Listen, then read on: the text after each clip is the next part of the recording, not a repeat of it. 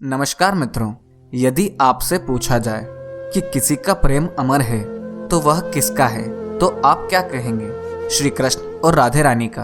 पर क्या आप जानते हैं कि यही प्रेम राधे रानी की मृत्यु का कारण बना? श्री कृष्ण को केवल दो ही चीजें सबसे ज्यादा प्रिय थी, पहली राधे रानी और दूसरी उनकी बांसुरी, और यही दोनों चीजें एक दूसरे से जुड़ी थी। परंतु कैसे और क्यों कृष्ण ने इन दोनों प्रिय चीजों को त्याग दिया और कैसे हुई राधा जी की मृत्यु, यही सब हम जानेंगे इस वीडियो में। स्वागत है आपका डिवाइन वर्ल्ड में।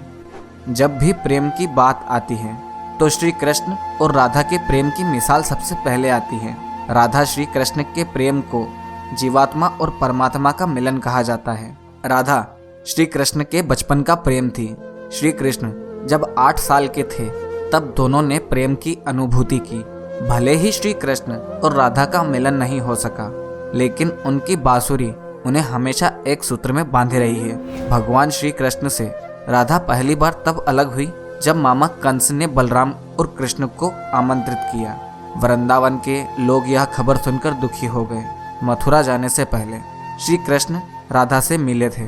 राधा कृष्ण के मन में चल रही हर गतिविधि को जानती थी।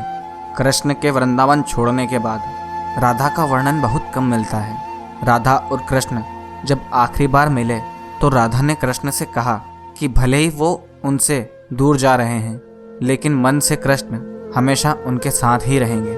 इसके बाद कृष्ण मथुरा गए और कंस और बाकी राक्षसों को मारने का अपना काम पूरा किया।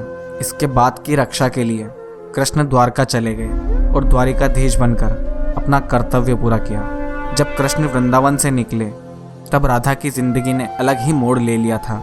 राधे रानी की शादी यादव से हो गई।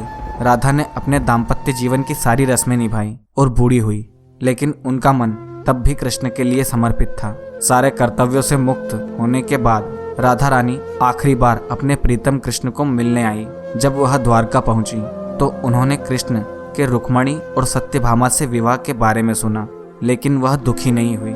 जब कृष्ण ने राधा को देखा तो बहुत प्रसन्न हुए।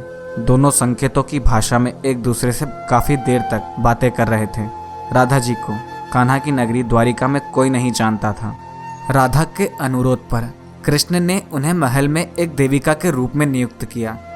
राधा दिन भर महल में रहती और महल से जुड़े कार्य देखती। मौका मिलते ही वह कृष्ण के दर्शन कर लेती, लेकिन महल में राधा श्री कृष्ण के साथ पहले का आध्यात्मिक जुड़ाव महसूस नहीं कर पा रही थी।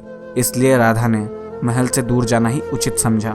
उन्होंने सोचा कि वह दूर जाकर दोबारा श्री कृष्ण से गहरा संबंध स्थापित कर पाएंगी। उन्हें नहीं पता था कि वह कहाँ जा रही हैं, लेकिन भगवान श्री कृष्ण जानते थे। धीरे धीरे समय बीतता गया और राधा बिल्कुल अकेली और कमजोर हो गई। उस वक्त उन्हें श्री कृष्ण की आवश्यकता पड़ी। आखिरी समय में भगवान श्री कृष्ण उनके सामने आ गए। कृष्ण ने राधा से कहा कि वह उनसे कुछ मांगे, लेकिन राधा जी ने मना कर दिया। श्री कृष्ण ने उनसे दोबारा कहा कि वह उनसे कुछ मांगे। कृष्ण के अनुरोध पर राधा ने कहा कि वह आखिरी बार उन्हें बांसुरी बजाते देखना चाहती है। श्री कृष्ण ने बांसुरी ली और बेहद सुरीली धुन में बजाने लगे। श्री कृष्ण ने दिन रात बांसुरी बजाई जब तक राधा आध्यात्मिक रूप से कृष्ण में विलीन ना हो गई। बांसुरी की धुन सुनते सुनते राधे रानी ने अपने शरीर का त्याग कर दिया। हालांकि भगवान श्री कृष्ण जानते थे कि उनका प्रेम अमर है, बावजूद वे राधा की मृत्यु को बर्दाश्त नहीं कर सके। कृष्ण ने अपने प्रेम के प्रतीकात्मक अंत के रूप में बांसुरी तोड़कर वहीं जंगल में फेंक दी। उसके बाद श्री कृष्ण ने जीवन भर बांसुरी या कोई अन्य वाद्य यंत्र नहीं बजाया। कहा जाता है कि द्वापर युग में नारायण जब श्री कृष्ण के रूप में जन्मे तब माँ लक्ष्मी ने राधा रानी का रूप लिया ताकि मृत्यु लोक में भी वे उनके साथ रह सकें। राधे रानी की मृत्यु को लेकर आपका क्या मानना है, हमें कमेंट में ज़रूर बताएं।